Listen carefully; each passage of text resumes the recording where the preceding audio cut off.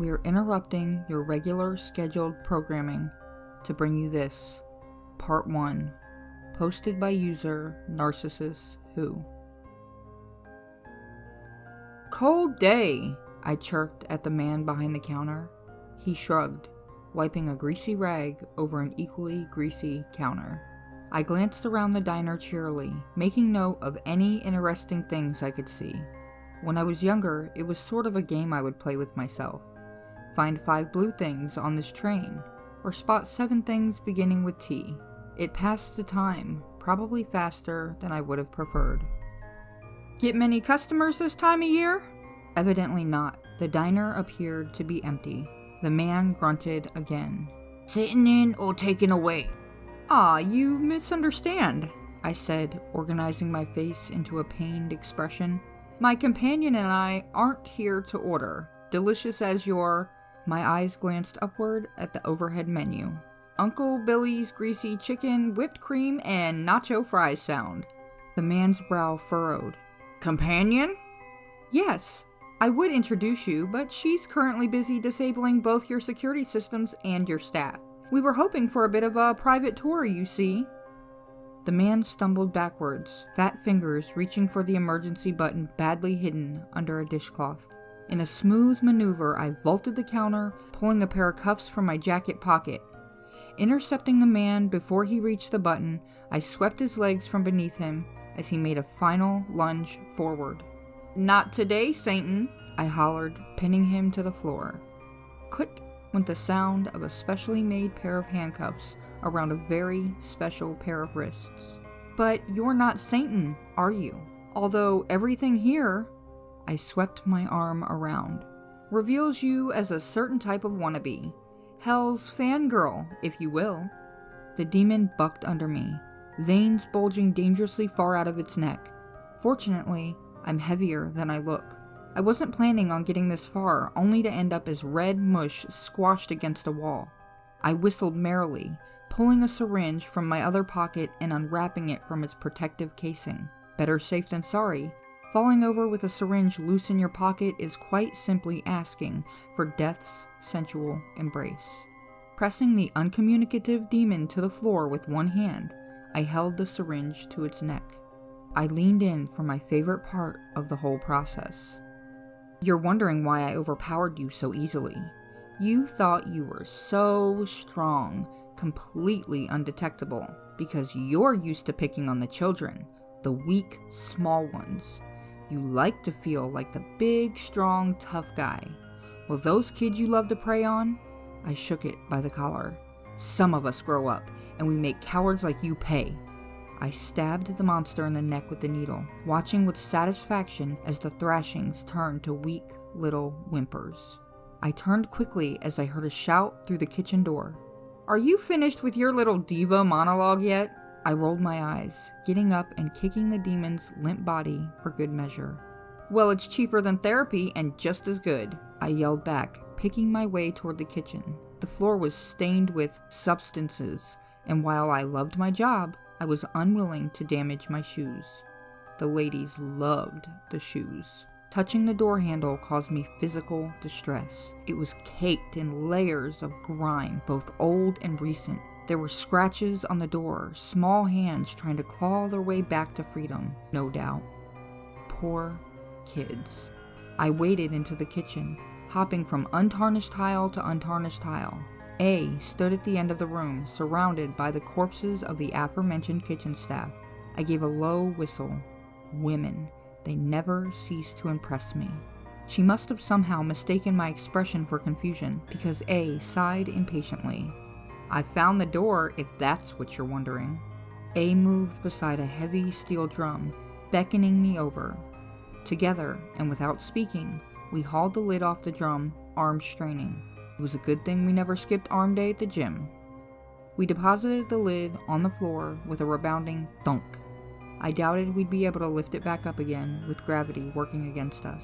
I peered into the stainless steel cylinder. A ladder descended down into the darkness.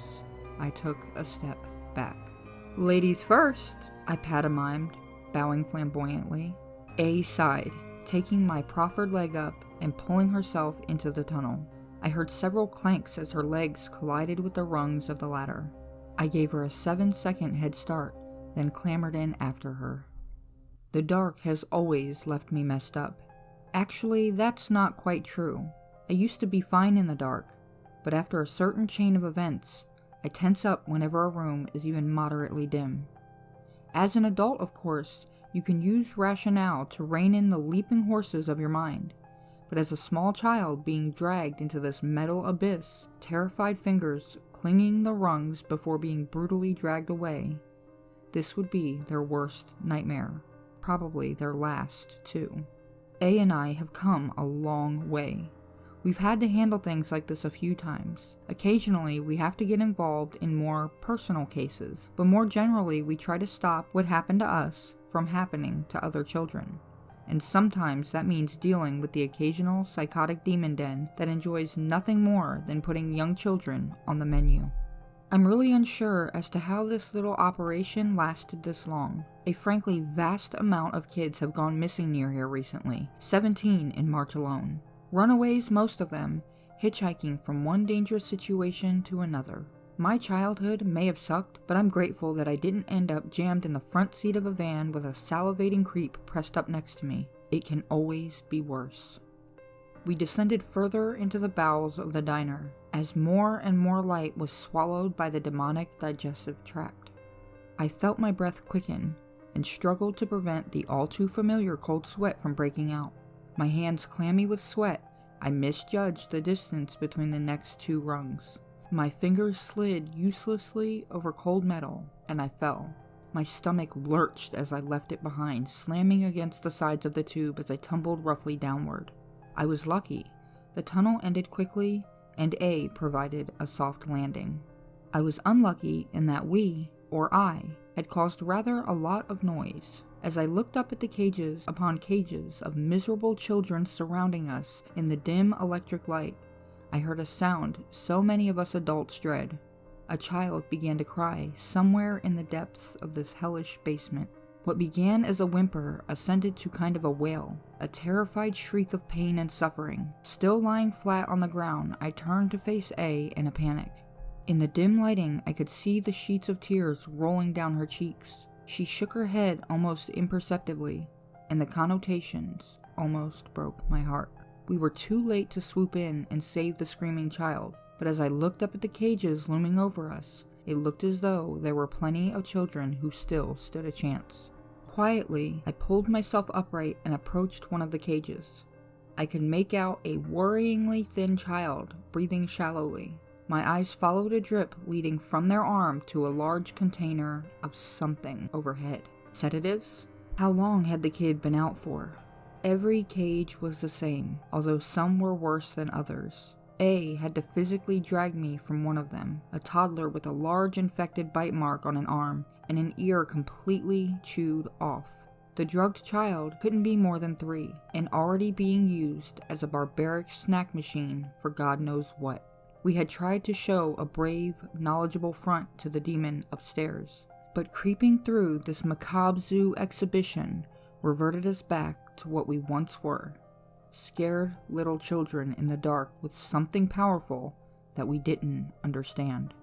Wandering blindly through the cages, I felt a small subconscious part of me make note of every turn we made. I was glad that at least some part of me was organized.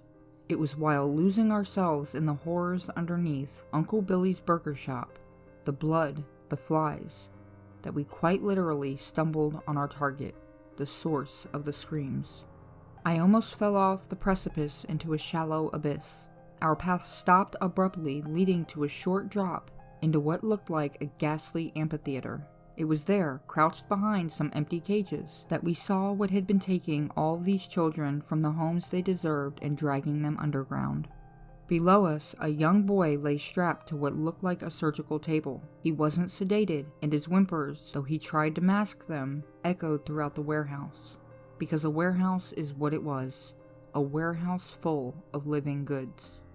As we watched with bated breath, I curled my fingers around A's collar.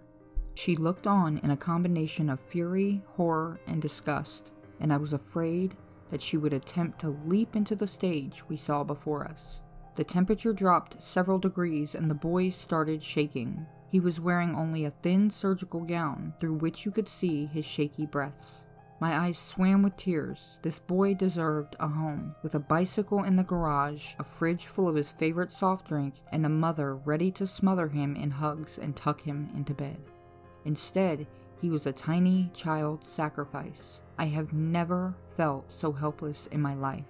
I tried to summon my cold, logical side. Saving this one boy was no use, as we wouldn't be able to release any others without knowing what we were up against, but the tears kept coming. The boy must have sensed her approach. As she stepped into the light, I heard a sharp breath of recognition.